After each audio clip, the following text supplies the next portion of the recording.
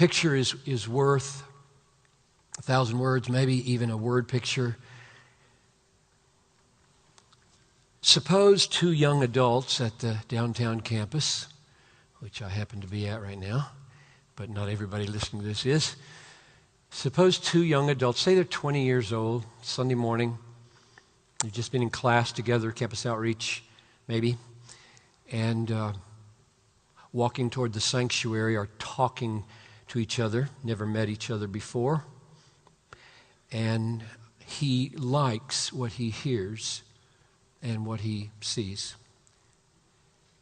And as they approach the door of the sanctuary, he says, "Are you sitting with anyone?" So they sit together. They notice how each engages with God, and they like what they see. When the service is over, they're leaving, and he says to her, "Do you have any lunch plans? I'd love to treat you to lunch." Now, at that point, she's totally in charge and can send the signal, "No," and don't ask any more. Or, "Yes," and she would say, in the first case, "I do, but thanks." And her body language and her tone of voice and her polite no would be, "Thank you anyway." Or she might say, "I do, but may I make a phone call? And I think I could probably change them because I would enjoy that very much." That's another signal. So she does that, and neither of them has a car. And he suggests, "Why don't we walk down to Maria's Cafe, about 10 minutes from here on Franklin and 11th, and then we'll figure out a way to get back to wherever they are, campus or something." On their way there, in the conversation, he finds out she has a black belt in martial arts. In fact, he finds out that she's one of the best in the state. At 19th and 11th, two men accost them with ominous expressions and say, "Pretty girl you've got there, fella. We'd like her purse and your wallet." And then they say, "In fact, she's really pretty. We'd like her." Now the thought goes through his head, she's got a black belt in martial arts.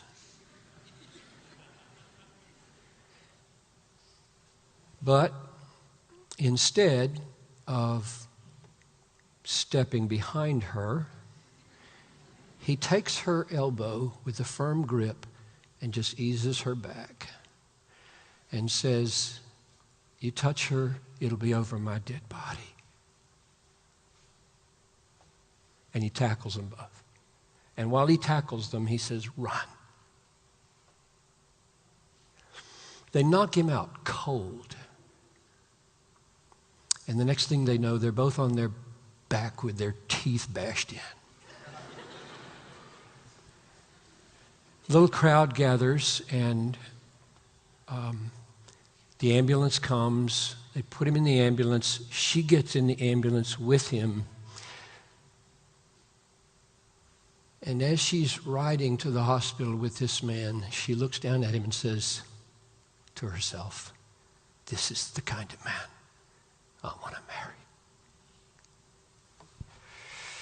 Okay, that's my sermon.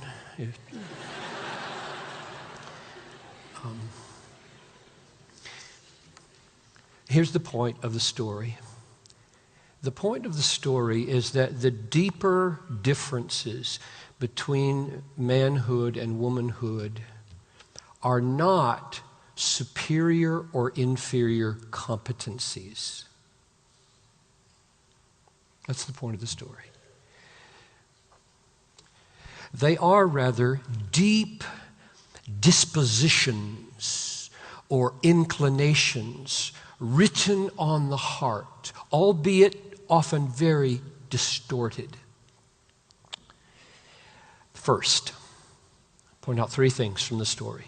First, he took the initiative and asked her if he could sit with her, if she would go to lunch. He suggested the place and how to get there.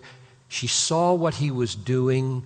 She responded freely according to her desires, and she joined the dance. You know, when a man and a woman dances, if they're both very good, he's generally taking the initiative and she's following, and nobody even thinks about that because the coordination is beautiful. Second, he wanted to treat her to lunch. He's paying. This sends a signal. I think my responsibility in this relationship, in this little drama right now, is that I not only initiate, but I provide. She understands that. She approves of that. She supports the initiative, graciously accepts the offer, and this says nothing about who's wealthier, nor does it say anything about who's better at making a living. Third, it is irrelevant to the masculine soul, as God made it, I believe, that a woman he is with has a greater capacity for defending herself than he does for defending her. That is irrelevant to his soul when this danger appears. He's not expedient. He's not calculating. He's a man. Over my dead body, you'll touch her. That's what he says. That's what he always says. It's a matter of manhood. And you know it's not a matter of competency. She took him out in the end. To get the message here, this is not ever about superior or inferior competencies of leadership, competencies of provision, competencies of protection. It's never about that. It's always about what's in the soul of a woman, what's in the soul of a man, to be man and to be woman.